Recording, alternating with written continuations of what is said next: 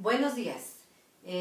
Ahorita vamos a presentar un resumen de lo que vimos en la asignatura de Metodología de la Enseñanza que se imparte como parte del doctorado en Educación. Sí, vamos a hablar de algunos autores muy importantes y trascendentes para la cuestión de la pedagogía y de la enseñanza. Uno de ellos, y que se considera el padre de la pedagogía, es Juan Amós Comenius. Juan Amós Comenius fue un teólogo protestante, filósofo y pedagogo que nació en Checoslovaquia en 1592 y murió en Ámsterdam, Holanda, en 1670. Vivió él una época de grandes conflictos donde había mucha guerra en Europa y también había muchos problemas entre la cuestión de los protestantes y los católicos. Obviamente eso implicó mucho a Juan Amós Comenius porque él se consideraba protestante y estaba en contra de lo que se hablaba o de lo que versaba la Biblia.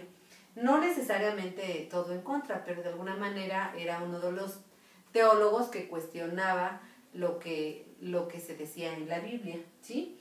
El panorama ideológico y político y religioso de ese tiempo era muy complejo y todo se explicaba a través de la Biblia, y eso pues precisamente causaba conflictos, y si alguien difería de esa posición, entonces le podía costar la vida. Por eso era muy compleja la situación. Ello hacía que muchos filósofos o teólogos pues no tuvieran tanta confianza de expresar sus ideas libremente, porque podrían correr riesgo su vida, ¿sí?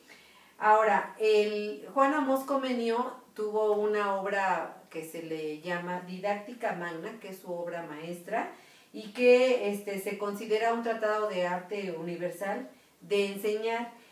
Fue publicado en 1658 por el maestro y esta obra está compuesta de 33 capítulos, que para su estudio algunas personas lo han dividido en tres opciones, digámoslo así. Ahorita les voy a anotar aquí las divisiones. Una es del capítulo 1 al capítulo 9. Aquí lo voy a poner capítulo. ¿Sí? La del capítulo 1 al 9 es de didáctica especial, ¿sí? Del capítulo 10 al 14, ¿sí? Se considera todo lo relacionado con la organización escolar, ¿sí?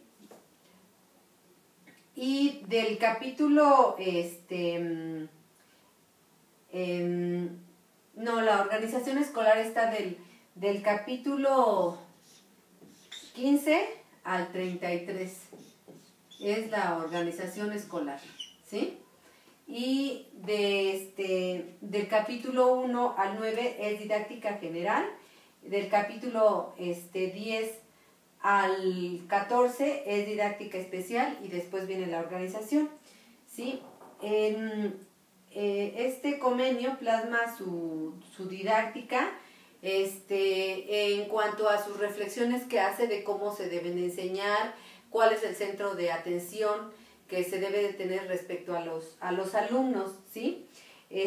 Analiza la relación del hombre y el mundo y su convivencia en sociedad, ¿sí? Y obviamente él, siendo un teólogo, se refiere muchísimo a Dios y a sus enseñanzas y a la forma de considerar a la naturaleza, ¿sí? Transformó en esta obra, Comenius plantea una transformación pedagógica y coloca a los estudiantes como el centro del fenómeno educativo. Dice que al determinar que los profesores y los textos y aulas y métodos deben todos confluir en torno al estudiante. Ese es su postulado principal, ¿sí? Y él señala una frase que me parece interesante rescatar, que dice, y la quiero leer textual porque es muy importante escucharla por lo que encierra. Dice: Ciertamente hay que procurar que todos aquellos que tienen la misión de formar hombres hagan vivir a todos conscientes de esa dignidad y excelencia y dirijan todos sus medios a conseguir el fin de esta sublimidad. Entonces podemos apreciar cómo es su pensamiento y cómo se dirige él para expresar la importancia de que todos estemos conscientes y de hacer conscientes a los alumnos y a todos los, incluso los papás, para saber enseñar y qué enseñar a los alumnos, ¿sí? Aquí podemos observar su preocupación por la enseñanza y por iniciar la transformación educativa desde edades muy tempranas, desde niños, porque esto no nada más se debe de dejar digamos, como responsabilidad a las escuelas, sino se tiene que dejar también a los padres y hacer conscientes a los padres y a la familia entera y a la sociedad que todos somos corresponsables de esa enseñanza, ¿sí? Dice que el asunto fundamental del proceso educativo está en el aprendizaje y todo lo demás que compone la actividad de la enseñanza debe concebirse y funcionar como facilitador de dicha actividad, ¿sí? Estos preceptos que mencionaba Comenio siguen vigentes, no han cambiado, y por eso esa obra se conoce como una obra de didáctica tradicional y que sigue vigente, ¿sí? Él, en esta obra de didáctica magna, plantea dos principios del método de enseñanza, ¿sí? Uno de ellos es que todos los conocimientos deben graduarse cuidadosamente según la comprensibilidad, ¿sí? Es decir, de acuerdo a la edad del niño es como se le debe ir dosificando lo que se le va a enseñar, ¿sí? Y que los profesores deben de utilizar todas sus facultades, todos sus sentidos, todas sus experiencias para tratar de entender al niño, ¿sí? Y también tratar de hacer efectiva y propicia la enseñanza, ¿sí? Entonces consideramos que Comenio fue un transformador y que nos deja un legado muy importante a quienes nos dedicamos a la profesión docente. Ahora, en el punto de las dimensiones didácticas, se conocen o se consideran 3 dimensiones didácticas y ello nos involucra los aspectos de enseñanza, aprendizaje, instrucción y formación, que se pueden aplicar a todos los procesos formales y no formales de enseñanza. Existe una diversidad de opciones didácticas adecuadas a distintos niveles de aprendizaje, a distintos niveles educativos, a diferentes edades de los niños, a grados académicos, etc. Pero hay 3 dimensiones que uno debería de considerar desde el punto de vista teórico. Por ejemplo, la dimensión teórica, que conforma toda la parte de los sistemas teóricos que engloban las formas de pensar, los procesos de enseñanza. Aquí es donde se evalúa toda la parte teórica de los estudios que se han hecho de cómo enseñar, ¿sí? Después vienen otras perspectivas o enfoques didácticos que expresan un conjunto de saberes o teoremas a partir de los cuales se explican y comprenden fenómenos educativos. Entonces viene otra parte que se conoce como otra dimensión que se denomina diseño de la didáctica, que tiene que ver más que nada con la forma de cómo planeamos los aspectos didácticos, los profesores, ¿sí? Esto está relacionado con la planeación y conjunta todos los procesos donde se ve el diseño de mapas curriculares, de los diferentes campos disciplinares. Es donde uno tiene que ver con el currículum, ¿sí? Y esto en el ámbito educativo da lugar a la integración y articulación de la teoría con la práctica educativa, ¿sí? Aquí en esta parte se crean experiencias que enriquecen el aprendizaje y se conjuntan de manera intencional lo que se quiere enseñar, es decir, el objetivo de aprendizaje, con la forma como se va a lograr el cumplimiento de ese objetivo de aprendizaje, ¿sí? Luego viene la dimensión práctica, que es de la didáctica, que tiene que ver todo el análisis y abordaje del quehacer cotidiano de los docentes, lo que nosotros normalmente hacemos en las aulas, ¿sí? Entonces aquí nosotros tenemos que observar, identificar cómo desarrollamos una clase, cómo actuamos nosotros frente a determinados problemas que nos van manifestando a veces los alumnos, ¿sí?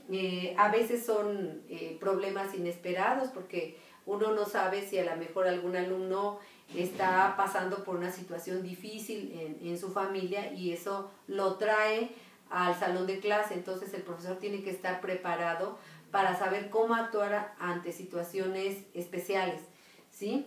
También cómo tomar una decisión didáctica, es decir, nosotros al ver que, por ejemplo, un alumno está aburrido o tiene sueño en la clase, entonces nosotros debemos de estar preparados para saber cómo hacemos un cambio en la didáctica para lograr que ese alumno se incorpore al grupo y pueda lograr el objetivo de aprendizaje, ¿sí? Además de ver cuál es la contribución con respecto a los objetivos de aprendizaje. Es decir, nosotros tenemos que tener claridad en cuanto a que ver cómo estamos logrando cumplir con los programas académicos que expresan los objetivos de aprendizaje de cada materia, ¿sí? Esto es en cuanto a las dimensiones de aprendizaje. Y después, uno de los autores que también es muy importante, sobre todo en estos tiempos, es Philippe Perrenaud, quien hizo una obra que se llama 10 nuevas competencias para enseñar. Y en esa obra engloba muchas circunstancias que ahora se consideran un poco novedosas y que tenemos que tener en cuenta los docentes. En estas 10 nuevas competencias para enseñar, Perrenaud nos expone o nos pone como frente a un espejo donde nosotros podemos visualizar qué estamos haciendo en nuestra práctica docente para lograr que los alumnos participen, que los alumnos se motiven, que cómo nos insertamos en las instituciones educativas para mejorar los procesos de enseñanza, ¿sí? Cómo nosotros como profesores nos estamos actualizando o si estamos interesados en cuestiones de educación continua, si nosotros queremos acceder a otros programas académicos, si nosotros utilizamos las tecnologías educativas, si utilizamos recursos tecnológicos, ya sea el internet o computadoras o ahora las tablets o smartphone o el Facebook, el Twitter, bueno, son